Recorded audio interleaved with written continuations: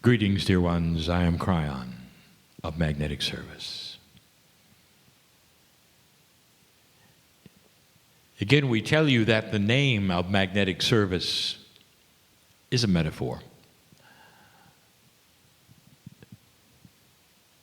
For the magnetic grid of this planet contains that which is what we would call the posturing of consciousness.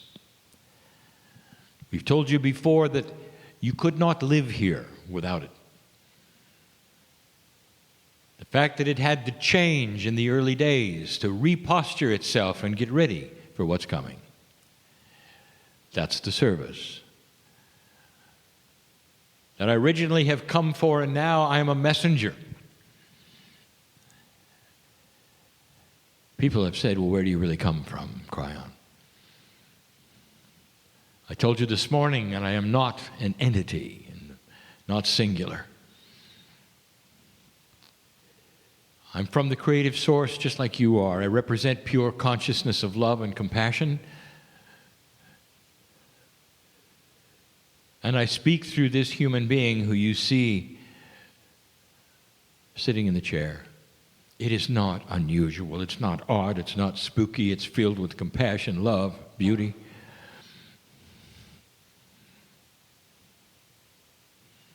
You see this as so odd and so strange, and it's not.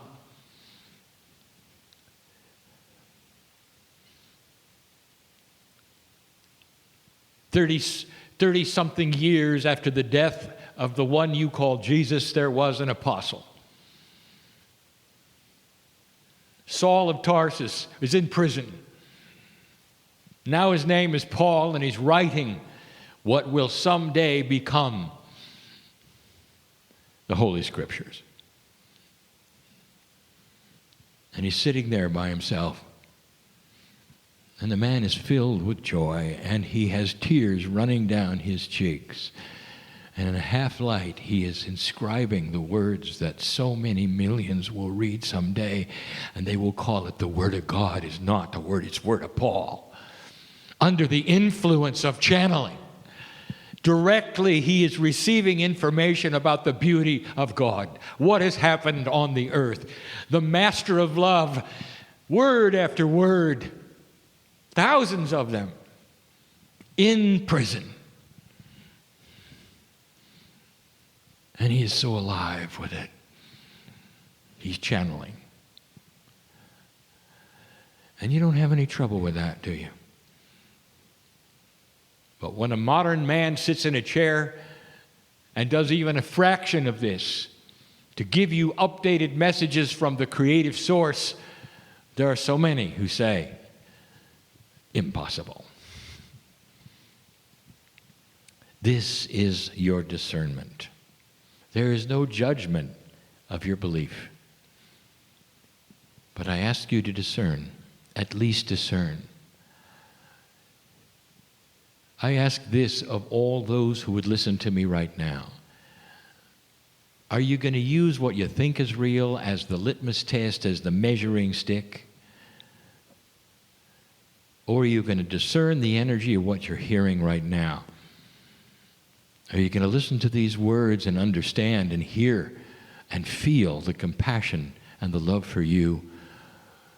Or have you already got your mind made up that it isn't happening?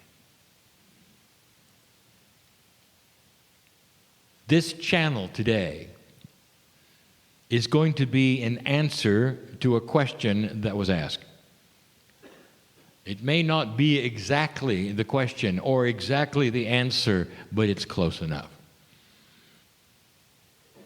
For one of the driving questions that every old soul or light worker would have on this planet right now, one who is awakening to an energy that is so different right now, one who is aware that things are changing spiritually, physically, right now, that person would ask this kind of question. Dear Kryon, dear Spirit, dear God, in this new changing energy, what is it that a regular human being on this planet who is an old soul, what is it we can do that will not only enhance this energy, help ourselves, but also be commensurate to what is going to happen? What can we do? What is it, if you want to use the word, we should be doing? And we've told you before, there are no shoulds. So you reinterpret that and say, what is the most honorable thing that we can do to match the energy? And so I'm going to tell you. Now, dear ones, I've told you before. But every single time the question is asked, a more evolved answer will occur. For as your linear time goes by, the potentials change. Therefore, you're sitting in a reality you have never experienced yet. This is new. It may feel like it was yesterday and the day before, but I know better. The potentials have changed. The kind of shift you expected may not arrive. Something better may arrive. You may have altered that. It is always dynamic. There is no set amount of energy being delivered to you on a certain schedule, dear ones, because your consciousness changes it every hour, all the time. It's beautiful. I can give you these things that I'm going to give you now. Again, because there has been precedent set on other worlds just like yours, and some of you have been through it already, and here it is again. And I know what they've gone through. I have seen this. This is not the first time. You sit on the cusp of major human shift on this planet. What can you do to marry with the energy? I'm going to give you 5 concepts, and they're not easy. It's not a list for you to accomplish, dear ones. We don't give lists. It's concepts.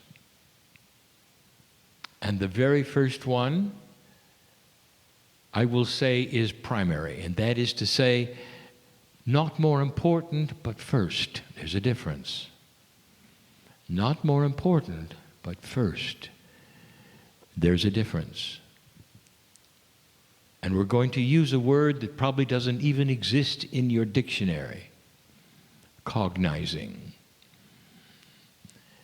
Cognization is an English word that loosely means the cementing of belief. You believe there is gravity because you've seen it since you were born. It's invisible.